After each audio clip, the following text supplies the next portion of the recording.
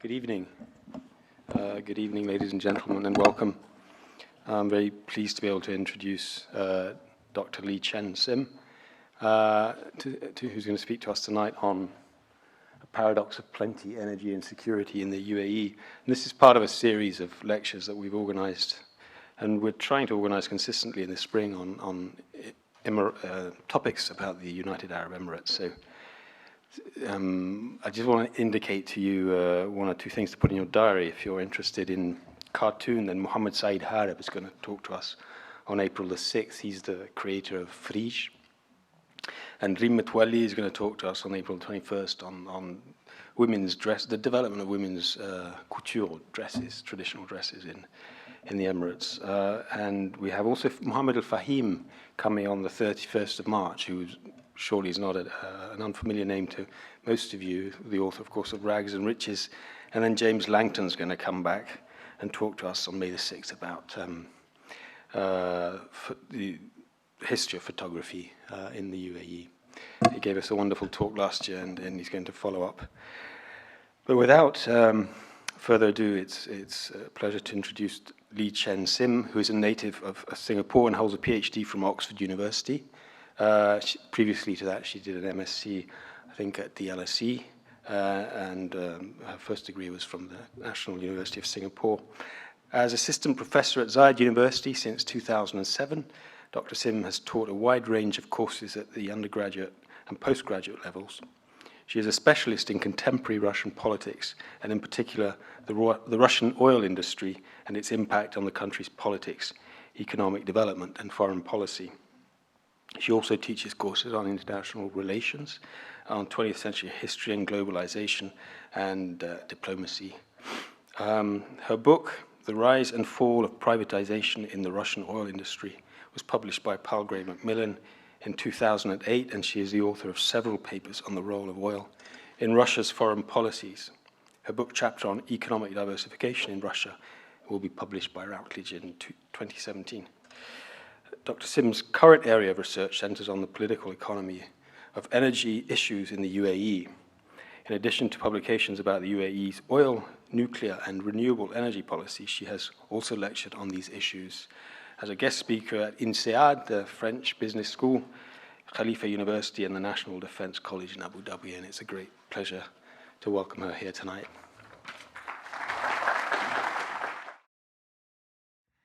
Hi, good evening to everybody. I'm very pleased to be here. Thank you for inviting me, Dr. Kennedy.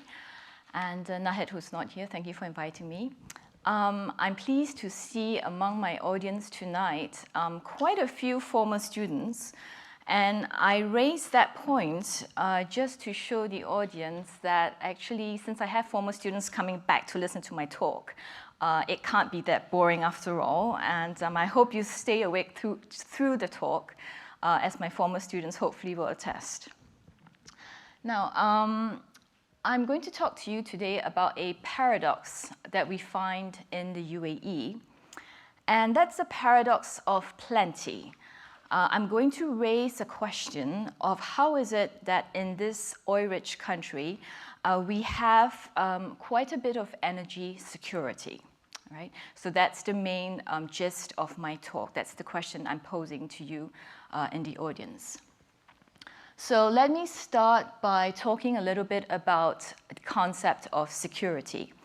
Now, when I usually ask students what do they think of when I ask them what security means to them, they will generally, the first thing that they will say is territorial security, as in border security issues. Well, this is the traditional concept of security, and I'd like to expand upon that today to talk about the various aspects of security, security in a multi-faceted meaning, particularly energy, of course. Right? Now, I think that when we talk about energy security, we need to define 4 dimensions of security. Specifically, we're going to ask, when we talk about energy security, what does security mean? What does energy security mean? I think it means, first of all, is the energy available? All right. Is it available? How much of it is available? Is there demand for it? Can I find it here in my country? The second question that we normally ask ourselves in terms of energy security is this energy accessible? Can we get to it? Can we unlock it? Can we find it elsewhere if we can't find it in our country? Are there things that prevent access to this energy that we are looking for? The third question that I would suggest that we ask ourselves about energy security is about whether it's affordable. Right? It's no point having a source of energy if we can't afford it. So we need to ask ourselves, is this energy source affordable? Is there something that we can do to make it more affordable? Are there alternatives to this particular energy which is more affordable? And finally, I think we need to ask ourselves, is this form of energy acceptable? Is it acceptable in a sense, does it have costs which are not acceptable? Are there costs which are too heavy for society to be happy with? All right. So what I'm going to do is I'm going to go through all these 4 dimensions of security that you see on the board. Now, I'm going to also suggest to you that when we talk about security, energy security is very different for an energy producer and for a consumer. All of us, or many of us today, are rejoicing about the fact that oil today is about $50 a barrel. As consumers, many of us are very happy because that means that we pay less when we fill up our tanks. But if you were an oil producer, you may be a little more concerned. So oil prices, the fall in oil prices, can have different impact depending on whether you are a consumer or whether you are a producer. It's the same thing with the UAE.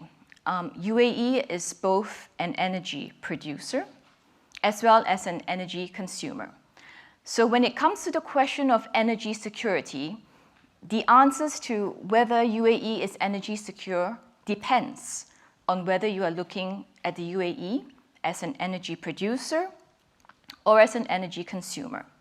So I'm going to tackle the first of that, which is looking at the UAE as an energy producer. Now, some stylized facts are available on the board, and these are pretty well-known facts about the UAE's oil industry. It produces roughly about 3.3 million barrels of crude oil a day. It's one of the largest oil producers in the world. What's particularly interesting here, I think, is that oil in the UAE is projected to last for another 73 years, given current production conditions, etc. So I don't think it's any surprise to learn that the UAE oil industry is very robust, globally as well as regionally. The oil industry obviously also accounts for quite a bit of our economic diversification efforts here in the UAE. Without the oil money, economic diversification would be pretty impossible. We will not have the money to fund a lot of the petrochemical industries. We will not have the money to fund a lot of the projects in the cultural district, for example. So oil money is very, very important for economic diversification in the UAE. Now, let's ask the first question. The UAE is an energy producer. So is the UAE energy secure as an energy producer? Do I have enough oil? Is oil available? Am I secure in terms of availability?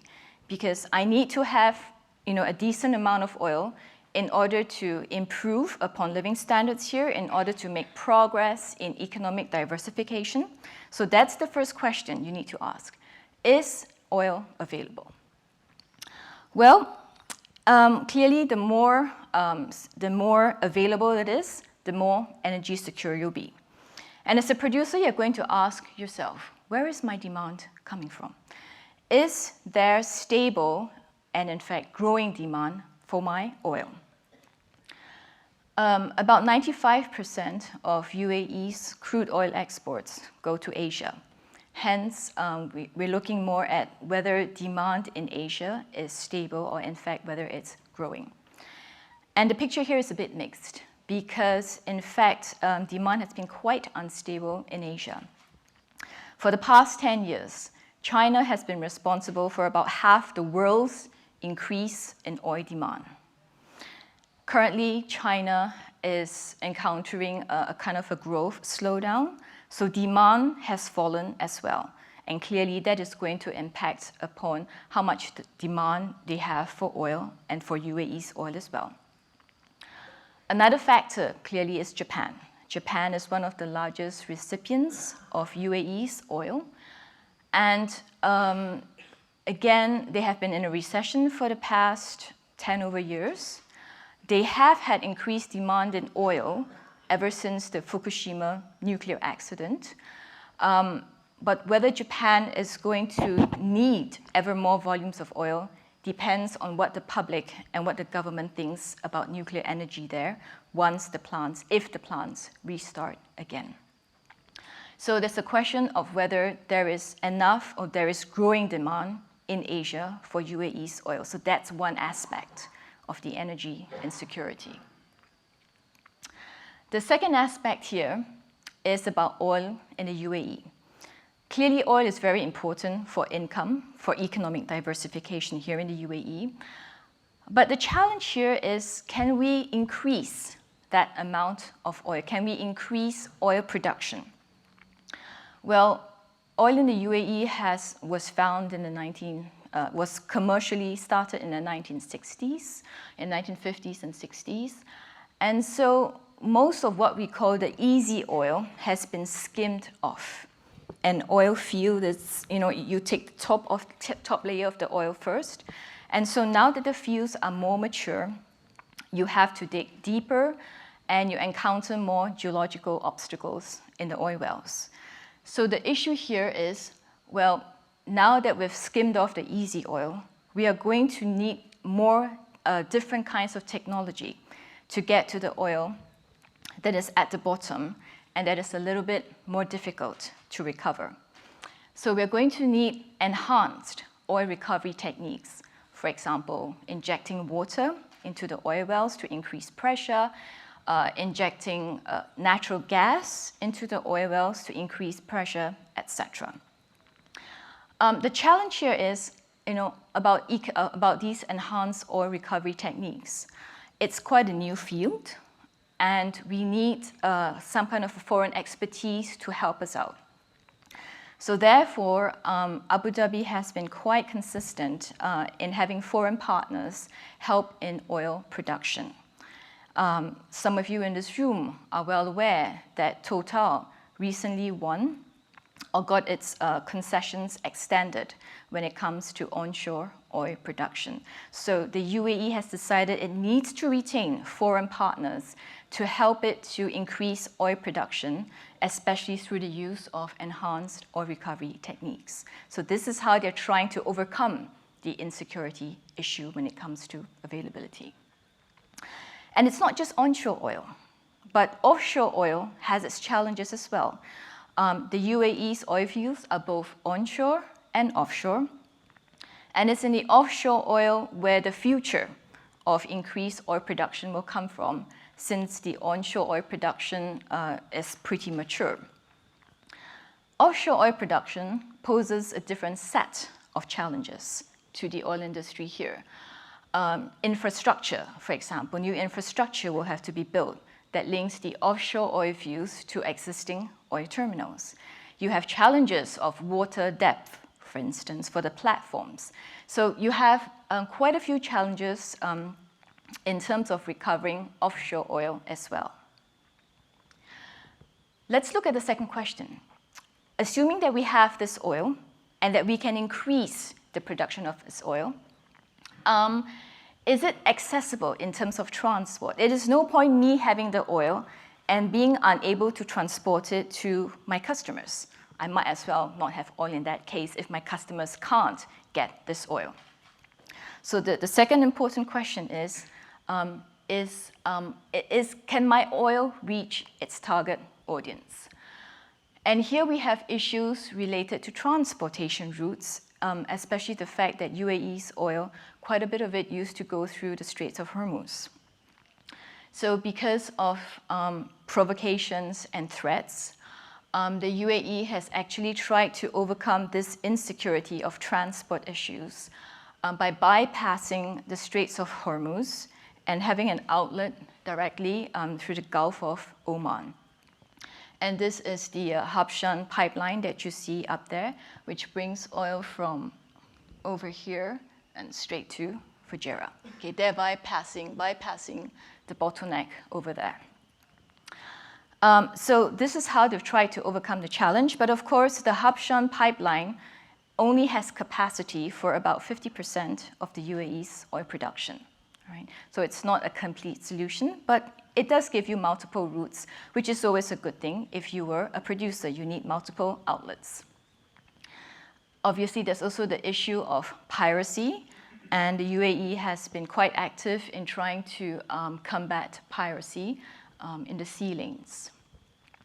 More interestingly, I think, is the fact that when you talk about accessibility, can my customers get the oil?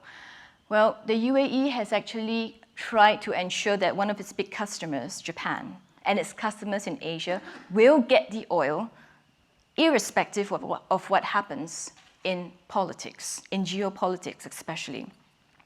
If for some reason there was a problem with getting oil out of the Straits of Hormuz or through Oman, the UAE actually has strategic oil reserves stored in Japan, which will mean that Japanese customers and customers in Asia will be assured of UAE's oil supply no matter what happens to the Middle East, right? At least for a short time. So it has actually had an agreement with the government of Japan to build these strategic oil reserves, and Japan has the first right to draw upon these strategic reserves in the event of, say, a natural disaster or a catastrophe.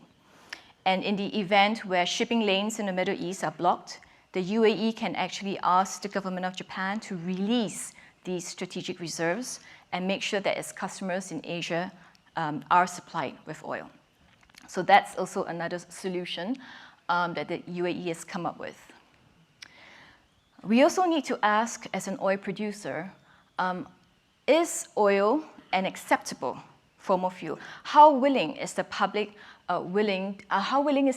to accept this form of energy? Oil, as all of you know, produces carbon emissions. And so one of the big things, countries like Nigeria is a top country that flares the gas from oil. In oil production, quite a lot of gas is produced, and you need to flare off the gas so that the oil well doesn't explode. Nigeria has simply let the gas flare into the atmosphere, which releases a lot of carbon dioxide. What the UAE has done to make oil a more acceptable form of energy is to try to aim for zero flaring, right? Which basically means that it will try to not flare the gas. So therefore, you have less carbon dioxide released into the atmosphere. ADNOC actually has done a very, very good job, an excellent job. And as opposed to the past, where maybe about 80% of the gas was flared, today only about 1% of it is flared, and they are aiming for a target of zero. So they are making oil a more acceptable product. All right. Obviously, there are oil spills as well, and again, they're trying to contain oil spills, trying to reduce oil spills. More interestingly, I think, when we talk about acceptability, we need to ask about whether oil is acceptable, in the sense of, if we are going to use enhanced oil recovery, that will mean that we're going to have to inject gas into the oil fields. But gas is also needed for economic diversification. It's also needed as a feedstock for the petrochemical industry. And hence, if you inject too much gas into the oil fields, you are taking away the gas that is needed in the petrochemical industry. So would a lower level of economic diversification be acceptable here in this country? So there is a trade-off here in terms of acceptability. Do you want more oil produced, or do you want more economic diversification? So those kinds of questions are things that need to be considered. Let's turn to a different side of the story. The UAE is also an energy consumer. Right? It's not just a producer, it is a consumer. And as a consumer, it also has questions about energy security, which are somewhat different than questions that a producer would ask. As an energy consumer, many of you are aware that UAE has one of the highest levels of energy consumption per head in the world, one of the largest, almost on par with the USA per capita. Now, the UAE consumes not just a lot of energy, but specifically a lot of electricity. And here you can see that the electricity consumption has been increasing, and it's projected to increase so much that you can see that there is a gap here in how much electricity is available. Right? So the problem here is, how are we going to fill this gap? Now, what do we use electricity for in the UAE? Industry uses it a lot, like the petrochemicals, like manufacturing, the aviation industry, etc. They all need a lot of electricity. Desalination plants also require a lot of electricity. Right? 90% of the UAE's potable drinking water is from desalination plants, so that consumes a lot of electricity. Now, coupled with the fact here that a lot of the gas is used to generate this kind of electricity, coupled with the fact that we need gas for oil recovery, as we just explained with the oil recovery techniques, add to that the fact that almost all of the electricity producing plants here in the UAE rely not on oil, but on gas. Okay?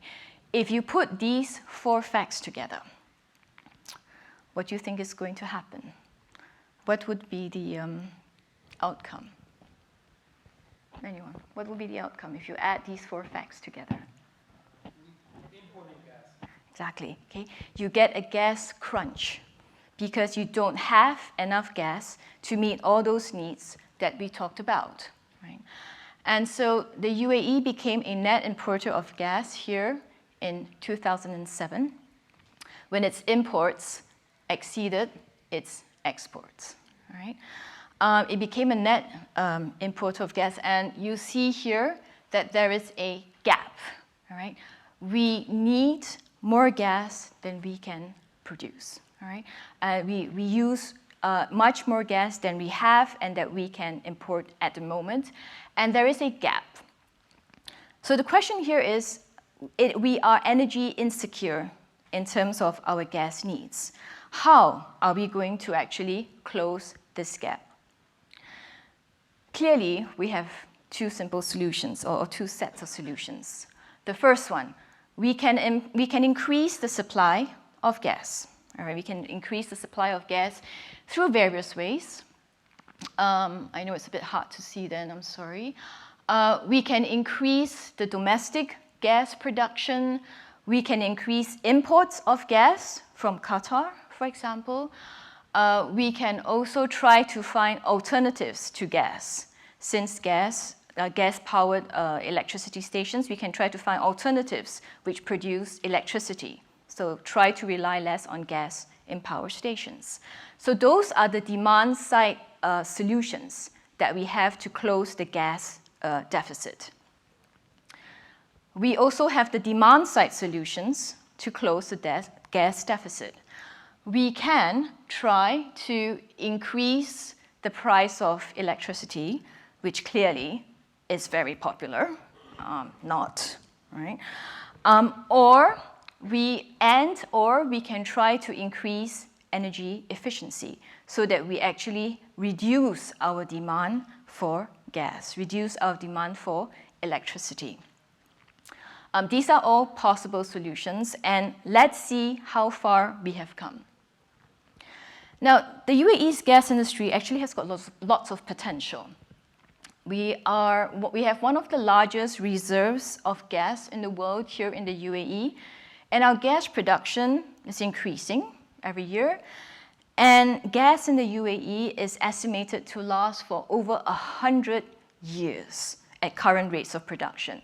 So technically, and at first glance, it seems that it's not a security issue. What am I talking about? All right? But it actually, UAE is actually quite gas insecure for various reasons which I will explain. First of all, as a consumer, as a gas consumer, you ask yourself the same set of questions. Is gas available here in the UAE? Can I increase my domestic production of gas? And here we run into a problem straight away. We have gas in the UAE, but the problem here is that much of the gas that we have is sour, right? The problem with sour gas, there are a few problems. One, sour gas is corrosive because it has a lot of sulfur. The more sour the gas, the more sulfur it has, and sulfur corrodes pipelines. Right? So you have a problem with its impact on pipelines. You have to have a different set of pipelines which are reinforced, which are constantly maintained to reduce the corrosive effects of sulfur. I know I said that we have over 100 years of gas left, but the fact that most of this gas is sour presents us with a second problem, apart from the sulfur issue, which is that how much usable gas do we have? We have all this volume of gas, but by the time you remove the sulfur from the gas, the usable amount of gas is actually halved, right? So sour gas, not all of it is usable. The usable part is roughly about half of it. So we actually don't have as much gas as we think we have. Right? Apart from sour gas issues, quite a lot of our gas fields are onshore and they're sour, but we also have offshore gas fields. And again, that presents a different set of problems, mostly to do with infrastructure, like we talked about. Right?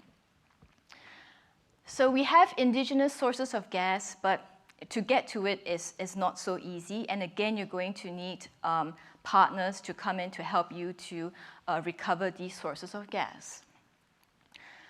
Apart from increasing our domestic source of gas, we also need to ask ourselves as a consumer, are there other sources of fuel apart from gas which we can use? Because the more alternatives to gas we have, the less we need to import gas or to produce extra gas, etc. And when we look at indigenous alternatives which exist here in the UAE, clearly we have renewables. But renewables are projected to only give us about 5% of our electricity needs by 2030. Clearly, that is an improvement from this, all right? But it's not going to save us, right? Coupled with the fact that renewables, for all the great things about it, it's low emissions, almost no emissions, etc. The big problem with it is it doesn't produce a lot of energy. Right? Now, I'm not a technical person, I'm not an engineer, but I've been told that this concept of energy density is really, really important to understand this. Now, if you have renewables like solar, they only produce about, let's say, 1 unit of energy. All right?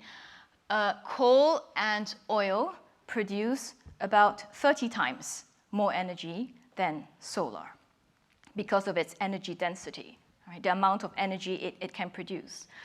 However, if you look at natural gas, it produces much more energy for the same weight, okay, for the same amount as solar or oil. And for the same amount of uranium which you use in nuclear plants, that produces a whole new scale of energy. So this should give us the impression here that renewables are not really going to save us that much because the energy density is just not there. We're going to need like several planets of solar fields if we are going to supply our energy needs, because it's just not enough of it. You need a whole field of solar panels. Right? So that's the challenge that we face if we're looking at renewables as an alternative to gas to produce electricity. As well, you're going to have to ask yourself another question as a gas consumer. Is gas or gas alternatives, are they accessible from foreign sources? Clearly, if you're a consumer, you would prefer to have multiple suppliers as opposed to just one supplier. If anything else happens, at least you can be assured that there are multiple suppliers. So that's what consumers always look for. Now, there are many suppliers of gas available in the world, right? And that's a good thing for the UAE. But the problem here is that at the moment for our infrastructure, as you can see here, quite a bit of our gas comes from Qatar. Of course, we can ask for increased volumes of gas from Qatar. It seems to be a logical step to increase our gas needs, to meet our gas needs. But unfortunately, Qatar has imposed a temporary moratorium on gas exports. Sorry, that's moratorium on gas exports. Qatar has said that it's not going to increase the volumes that we have at the moment till maybe about 2016, and then they reconsider the issue of whether they want to sell more gas to the UAE or to any other country. It's nothing to do with politics, but it's about preserving the gas field. You cannot overproduce. You need to have work within a certain time frame. So for now, increased volumes of gas from Qatar doesn't look likely. Add to that politics between UAE and Qatar, and you may not be able to receive much more gas from Qatar. Another potential supplier nearby would be Iran. Right? Iran, very, very gas rich, and you could get gas from Iran, but of course, politics comes into the picture again. Right? Increased sanctions, clearly, it's not going to help business between UAE and Qatar. So again, you have an issue here of insecurity in terms of accessibility. Then if we look away from gas and we ask ourselves, right, let's try to find alternatives to gas to produce electricity. And we look at nuclear power, as we saw earlier. Nuclear power has very high energy density, and it looks to be perfect for our increased energy needs. We have multiple sources of uranium suppliers. All of you are aware, most of you are aware, that the UAE will rely somewhat for about 23% of its energy on nuclear power by about 2030. That's roughly the plan. So at the moment, we have signed uranium supply contracts with about 5 or 6 different sources of uranium. We have signed these contracts with countries like Australia, with Russia, with Canada, with US, with France, etc. So it's great that we have multiple sources of uranium suppliers. That increases our security in terms of accessibility. But then we need to ask ourselves, what about human resources? Do we have access to enough human resources here in the UAE in order to run these nuclear power stations? Right? And the government here has, together with Khalifa University, is training Emiratis so that they can operate and maintain these nuclear power stations. So that's a challenge which they have been rising to with the help of various partners who have been training them in the nuclear institutes overseas. Then we talk about another question as a gas consumer. I need more energy. Now, are these other sources of energy apart from gas, are they affordable? Is gas affordable? Yes, gas is pretty much affordable. Not quite accessible at the moment, but it is affordable. How about other sources of energy? Are they affordable? Another way of asking this question is to say, and here I quote from an Indian physicist, no energy is more expensive than no energy. Okay? Basically, we have no choice. If we want to have a better standard of living, higher incomes, more economic diversification, we need to be able to afford more energy because that's less expensive than no energy. So here, clearly affordability is not quite the issue here in the UAE, and we are lucky in that sense. Gas is still, by far, it is a cheap source of electricity. Solar is pretty expensive comparatively. Although the costs of solar power have come down, they are still quite expensive and they still require quite a lot of subsidies. Someone may ask, what about nuclear? Where is nuclear in this grid? Anyone wants to hazard a guess? Where is nuclear in this grid?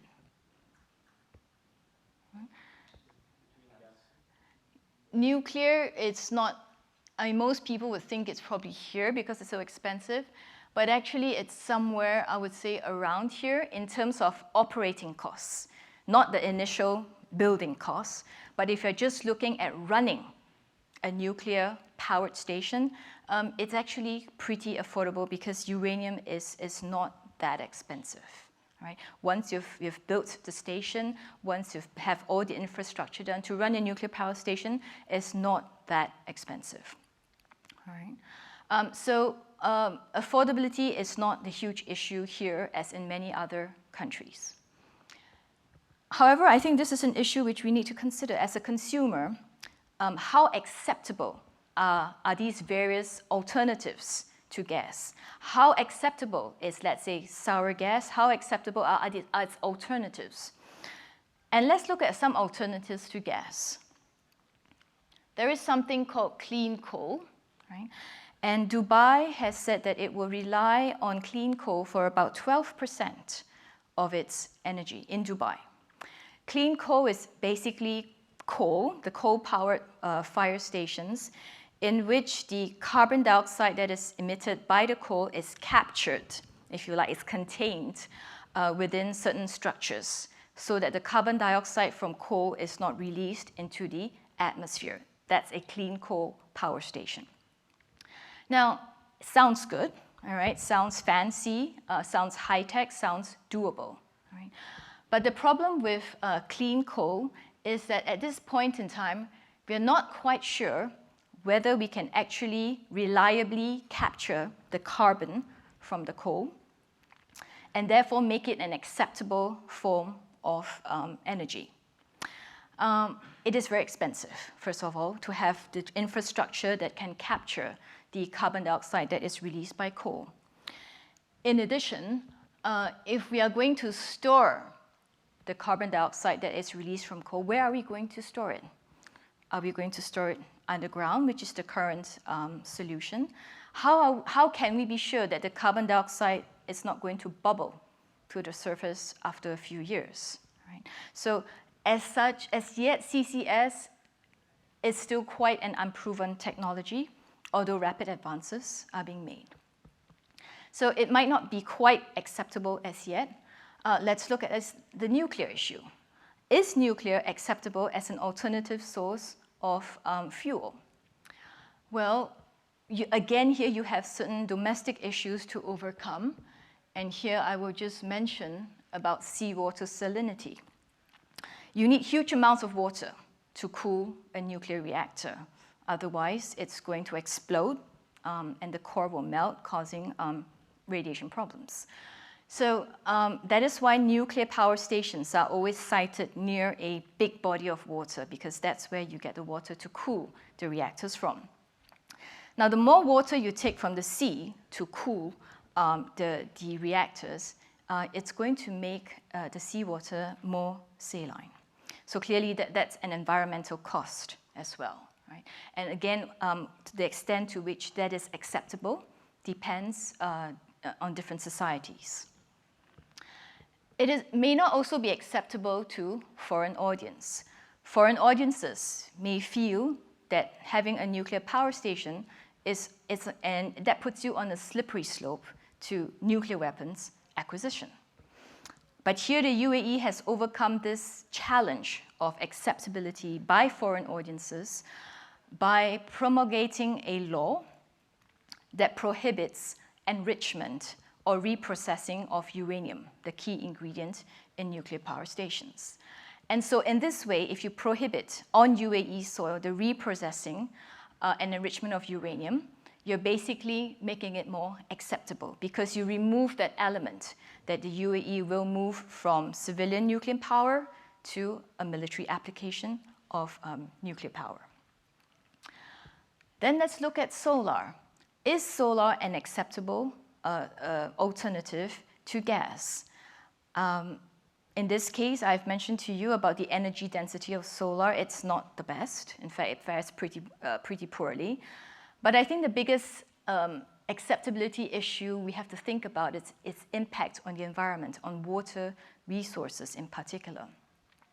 Solar panels seem great, but the problem is that we live in a desert that is dusty, that has dust storms, and when the dust covers the solar panels, that reduces the efficacy of the sunlight that is absorbed by the solar panels.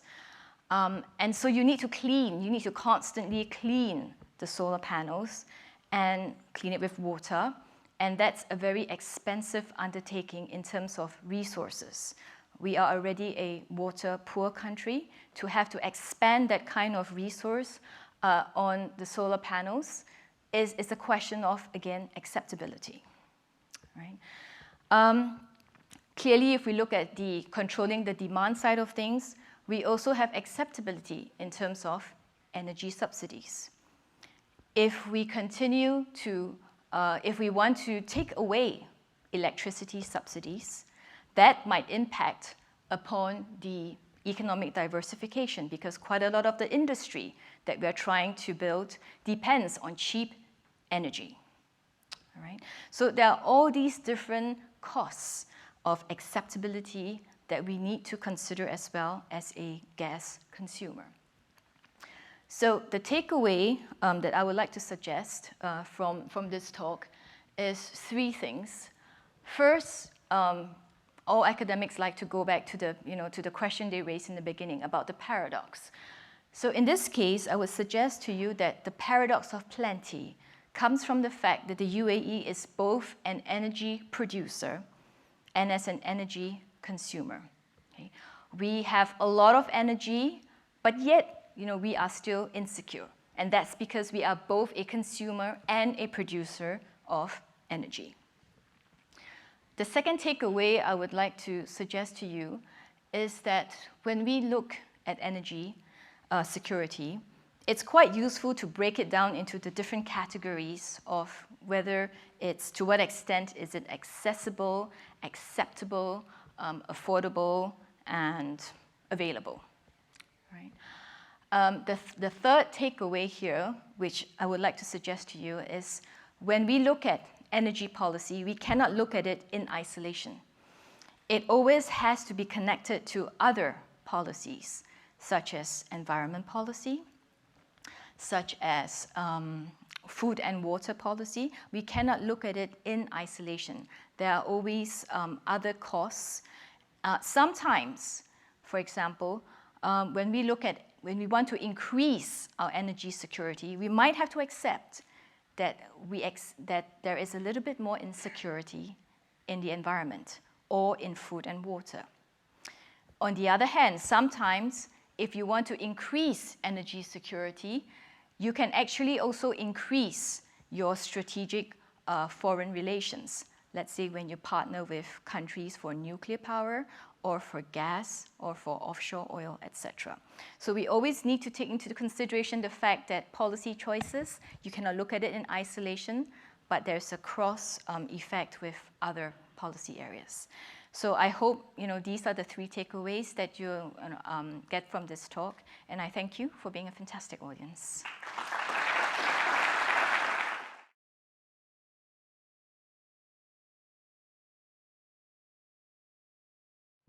Good evening. Thank you so much for the lecture, Dr. Li-Chen. I wanted to ask you, as you might be aware, the First World War and the Second World War occurred with Germany fighting France. After the Second World War, these 2 countries came together and they created the Steel and Coal Community, and it was the predecessor to the European Union. And so do you envision, or do you see economic interdependence between the UAE and Iran as a thing that would bring these communities closer together, or is there, or that won't be working? Thank you.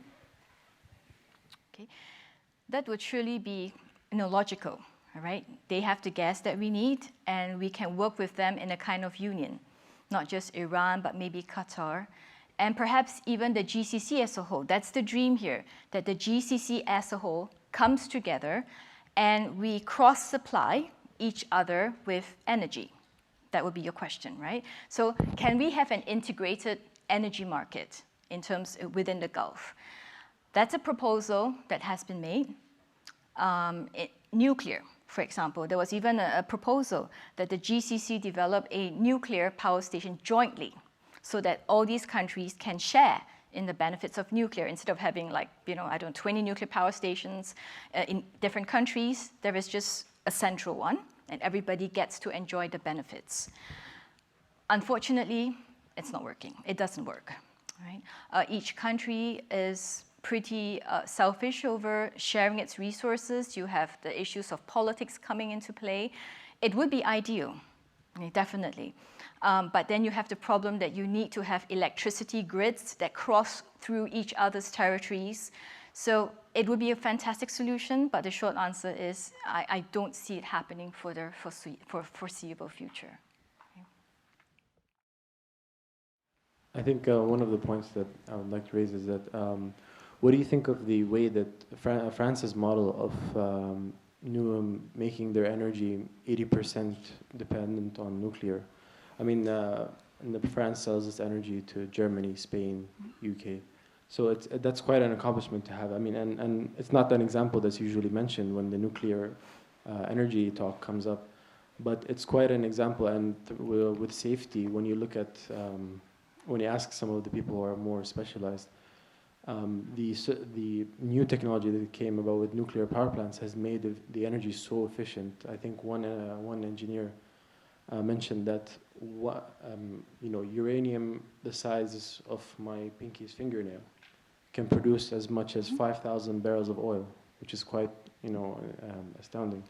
So what do you think of that model as a model for the UAE? Do you think 23 is enough, or do you think we should move to 50, for example, or even more? Okay. 23, I think it's a very decent start. You start small scale and see how acceptable it is first, and later on you can scale up. Now, I have to admit that yes, the UAE is exactly thinking of that model of eventually trying to sell its excess electricity from nuclear to the other countries, particularly in the Gulf. But once again, you run into the problem of connected electricity grids. Right? If you don't have an interconnected electricity grid, like what you have in Europe, they're all interconnected, you cannot distribute that electricity to the other Gulf countries or whoever wants to buy it. So that's where your first obstacle is. But certainly, to be able to export nuclear-based electricity would be a fantastic thing, and they have been thinking about that. Yeah. Do I think that the UAE should scale it up from, say, 23% to 50%, or even as in France, 75, 80% of electricity? I think that it is a good idea, clearly, because the more gas that you save, you can use your gas to inject into oil fields, and that would get you more oil-based income. Or you can use the gas that you save from making electricity for diversification. So it seems to be a win-win situation. But I think it's quite wise to start with, let's say, 23%. And later, if we see that it's more acceptable, maybe costs come down for nuclear, and then we can talk about, as we prove our safety and our transparency here in the operations of the nuclear plants, why not? Thank you. Thank you very much for your talk. As a high school student looking to study economics, it's really, really interesting. My question is a lot less technical, but I'm wondering whether you could expand a little bit on the effect that you think that the currency peg of the dirham to the dollar has had on energy security. Do you think it's had an effect? Just curious. Mm-hmm. Okay, well, clearly now it's a kind of like a double-edged sword, all right? So the fact that, for example, that gas prices, like US shale gas is now cheaper, it's great, but of course we still don't have the infrastructure to import gas from the US. So even though, if we can even take advantage of the currency movements, we don't have the infrastructure in place, all right? So that's one aspect of it. On the other hand, whether or not we should remove the currency peg, it's not just about energy, right? But it's also about other policy considerations about investments, UAE investments in the US, for example. What happens if we're going to sell them off, or if we're going to buy more property? So it's not just concentrated in the energy policy. They kind of have to study different financial aspects to decide whether or not to release the peg. But for the foreseeable future, the US is still, by a little bit of margin, the world's biggest consumer of oil. China is close behind. I don't see the currency peg being moved out at the moment, all right, partly because of energy issues.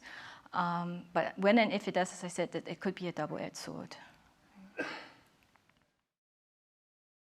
You started your presentation by talking about the current oil price.